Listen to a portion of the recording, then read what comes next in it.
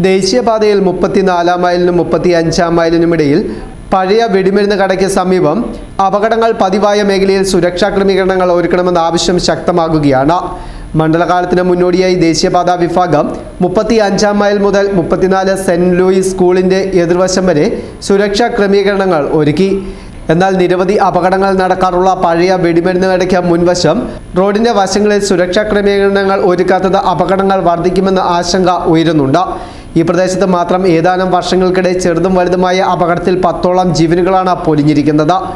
വർഷങ്ങൾക്ക് മുമ്പുണ്ടായ അപകടത്തിൽ പ്രദേശവാസികളായ 3 പേർ ഇവിടെ വാഹനമിടിച്ച് മരണപ്പെട്ടിരുന്നു. കൂടാതെ കാൽനടയാത്രക്കാരായ സ്കൂൾ വിദ്യാർത്ഥി അടക്കമുള്ളവരും ഇവിടെ അപകടത്തിൽപ്പെട്ട് മരിച്ചിട്ടുണ്ട്. ദേശീയപാതയുടെ വശങ്ങളിലൂടെ ഒഴുകുന്ന നെടുന്തോട്ടിലേക്ക് വാഹനം മറിഞ്ഞുണ്ടായ അപകടത്തിലും ആളുകൾക്ക് ജീവൻ നഷ്ടമായിട്ടുണ്ട്.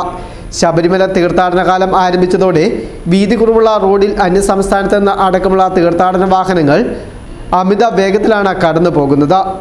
റോഡിന്റെ വശത്ത് സുരക്ഷാ സംവിധാനം ഒന്നുമില്ലാത്തതിനാൽ നിയന്ത്രണം തെറ്റിയാൽ വാഹനങ്ങൾ നെടുന്തോട്ടിലേക്ക് പതിക്കും. ഇത് അപകടത്തിന്റെ വ്യാപ്തി വർദ്ധിക്കും. മറ്റ് മേഖലകളിൽ ക്രാഷ് ബാരിയർ നിർമ്മിച്ച സുരക്ഷ ഒരുക്കിയപ്പോൾ റോഡിന്റെ ഈ ഭാഗത്തും സുരക്ഷാ സംവിധാനം ഒരുക്കണമെന്ന് ദേശീയപാത അധികൃതരോട് ആവശ്യപ്പെട്ടെന്നും എന്നാൽ തുടർ നടപടികൾ ഒന്നും ഉണ്ടായില്ലെന്നും പ്രദേശവാസികൾ പറയുന്നു.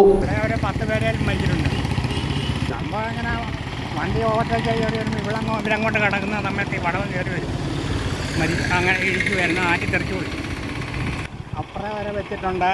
അത് ഞങ്ങളുടെ ഇവിടെ കിടന്ന് അപകടങ്ങൾ കൂടുതൽ നടക്കുന്നതെന്ന് ചെന്ന് അവിടെ ചെന്ന് പറഞ്ഞായിരുന്നു. വീരുപെട്ടത് ഹൈവേയുടെ ഇൻസ്പെക്ടർ പറഞ്ഞായിരുന്നു. News bureau, Mundakayam.